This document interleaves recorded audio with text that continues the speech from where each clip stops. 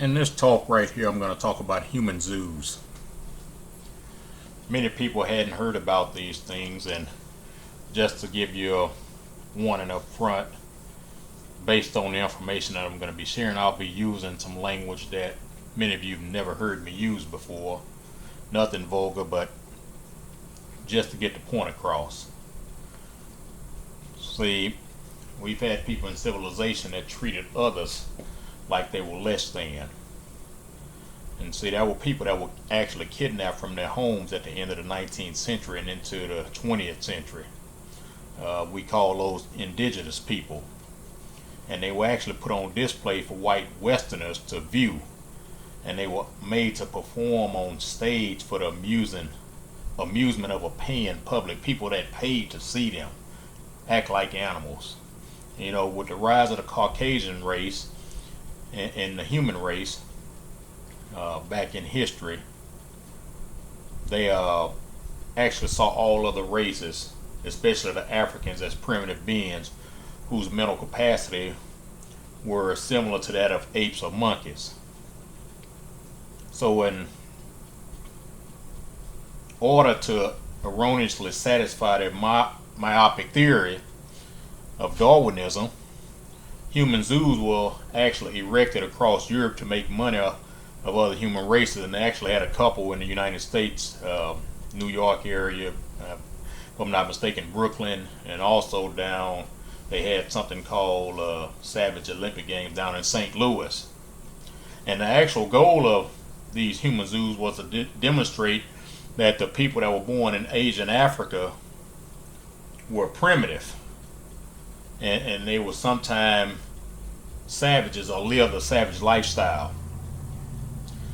And such zoos, especially those in Germany, had strongly pronounced racist implications, which was taken from the social Darwinism currents, when people from Africa were often demonstrated together with monks in order to show their common origin. And with the rise of the Caucasian race at the time, they rather saw all other races, once again, as I said, especially Africans, as primitive beings.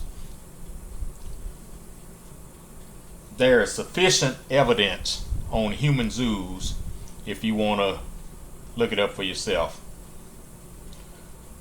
Even though I'm going to talk about the exploitation of the African race, they actually exploited all other races as well to show their superiority and everybody else's inferiority. As I said, there's sufficient evidence if you want to read up on it. And one of the first modern public human exhibitions was P.T. Barnum's exhibition of Joyce Heath on February 25th, 1835. And Joyce Heath was born in 1756 and actually died in 1836, February 19th, 1836. And she was a slave. And in 1835, toward the end of her life, she was blind. She was basically paralyzed. She still could talk, and she had the ability to remove her right arm, if I'm not mistaken. And P.T. Barnum purchased her. He began his career as a showman by exhibiting her, claiming she was a 160-year-old nurse of former President George Washington. She died a year later, no more than 80 years old, 36 and 50, from 1756 to 1836. So yeah, it's about 80 years old. And all of you know who P.T. Barnum is, don't you? His name is part of the Ringling Brothers and Barnum Bailey Circus act that tours the country and charges these exorbitant amounts to see their acts. But he got his start exploiting a black woman. In the late 1800s to well into the 1900s, the Europeans created human zoos in cities like Paris, Hamburg, Germany, Antwerp, Belgium, Barcelona, Spain, London, Milan, Warsaw, Poland, as I mentioned, St. Louis, and New York. And these were actually popular human exhibits where whites went to watch black people who were on display. The black people were usually forced to live behind gates and in cages similar to animals in a zoo today. And some of the black people were kidnapped and brought to be exhibited in the human zoos. Many of them actually died quickly, most of them within a year of their captivity. A large number of visitors attended these exhibitions in each city daily. In the Parisian World Fair, it featured a human zoo that exhibited black people, and 34 million people were drawn to the exhibition in just 6 months. There was also something called a People Show in Brussels, Belgium, where a young black girl is fed by white spectators. Oda Benga was on display at the Bronx Zoo in New York City in 1906. She was actually forced to carry around chimpanzees and other apes. Benga actually shot targets with a bow and arrow, wove twine, and actually wrestled with an orangutan. Sarah Bartman was recruited to work in a Paris zoo because she had a genetic disease, and I can't pronounce it, but the disease actually gave her a large rear end and a large labia.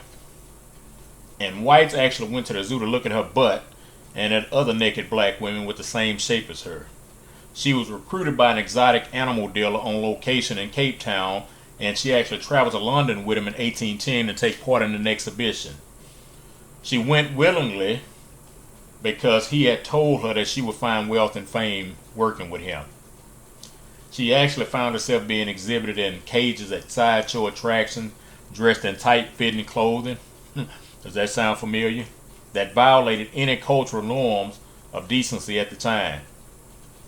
A few years after that, she came to Paris where racial anthropologists poked and prodded and made their theories about her and the black race. And she eventually turned to prostitution to support herself and turned to drinking as well. In France, they had many Negro villages. It was said that the village would often display blacks to dehumanize them and compare them to animals. One of the Negro villages in France was called a World Fair. Can you believe that one? This particular one is where nude or partially nude black women and children were actually presented in cages. The World's Fair attracted 28 million people in 1889, who actually lined up to see 400 indigenous people as the major attraction. The 1900 World Fair followed suit, as did the colonial exhibitions in Marseille in the years 1906 and 1922, and once again in Paris in 1907 and 1931. And there was actually something, as I mentioned earlier, called a Savage Olympics exhibition. A man named James E. Sullivan actually brought the games to St. Louis, Missouri in 1904. And he was actually famous around the nation for sponsoring and officiating athletic competitions. And he actually subscribed to the view that the white Anglo-American was at the top of the racial hierarchy in brains and brawn. He actually had a counterpart named William McGee, and they decided they would hold a Special Olympics. Notice how that correlates to the Savage Olympics. Special, savage. But that's for another time. And during the plain Olympics, in which the savages would actually mimic their white counterparts. Now, they wouldn't allow them to participate with the white counterparts, but they wanted them to mimic the white counterparts. And McGee actually considered the games a failure. But Sullivan saw things totally different. He felt that he proved his point that everyone else was inferior in sports than whites.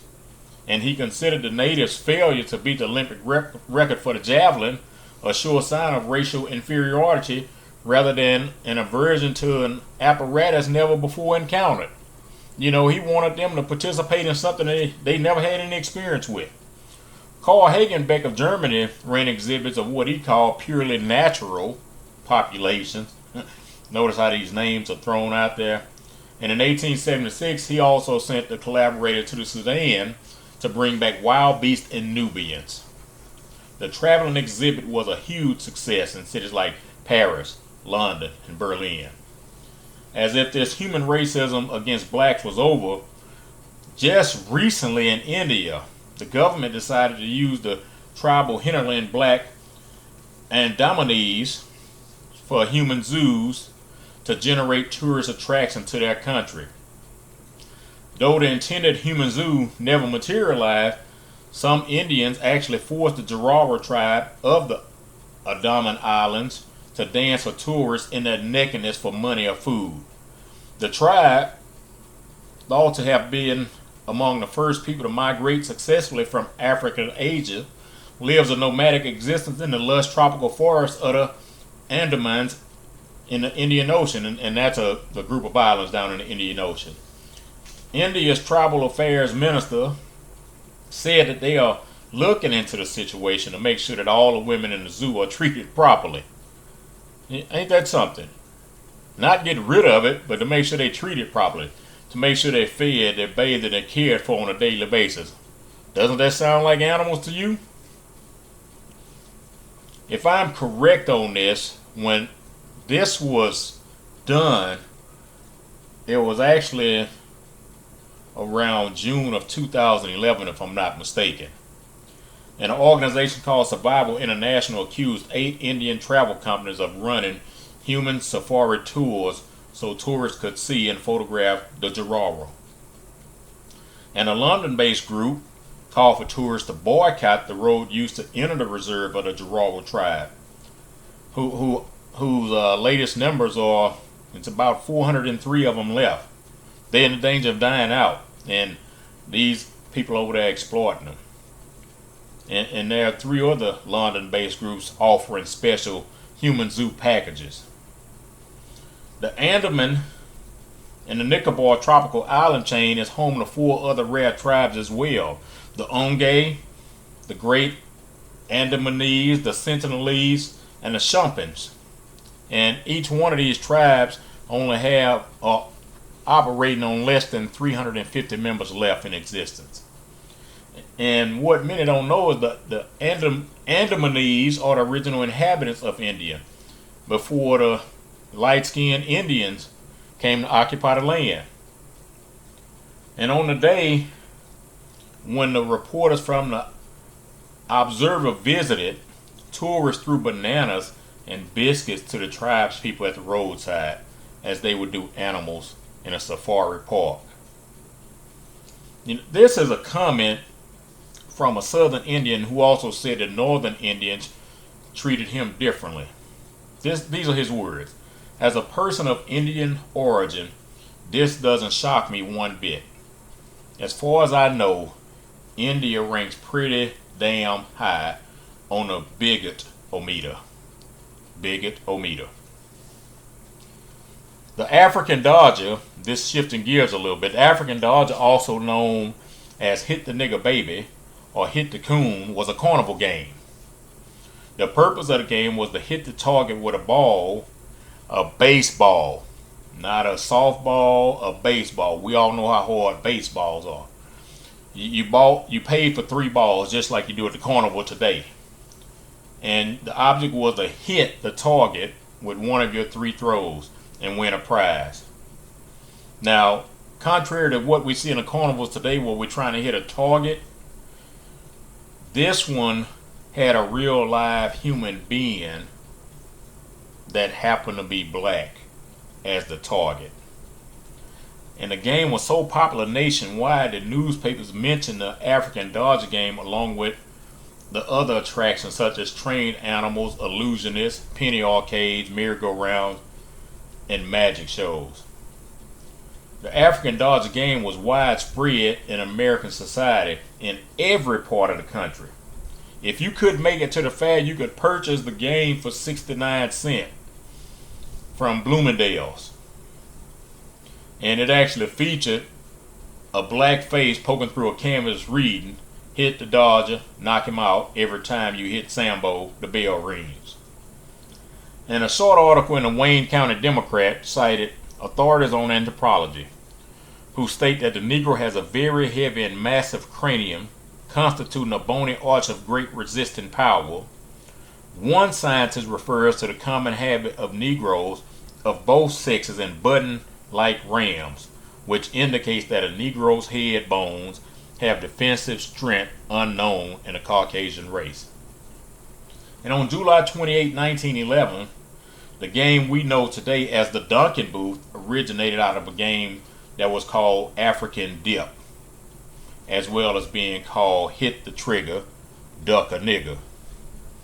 There was also a game, if you want to call it a game, that was called Hit the Nigger Baby. This game was equivalent to hitting a piñata that we see youth at a party swinging at. Black female babies were believed to be more ideal than black baby boys because females were seen as naturally weak and whiny. Many black slave mothers were actually forced to breastfeed the babies beforehand because it was more likely to make them vomit and cry from the blows of the children's sticks. See how evil these people were. If any one of the babies drifted out of consciousness, the adults would pinch their skin to the point of peeling it to wake them back up. How sick is that? And in New Orleans, many of us have heard about black babies being used as alligator bait. Well, this is where it came from. In New Orleans and many other southern states, the babies that were killed during this game were immediately fed to the alligators in the bayou or used as gator hunting bait.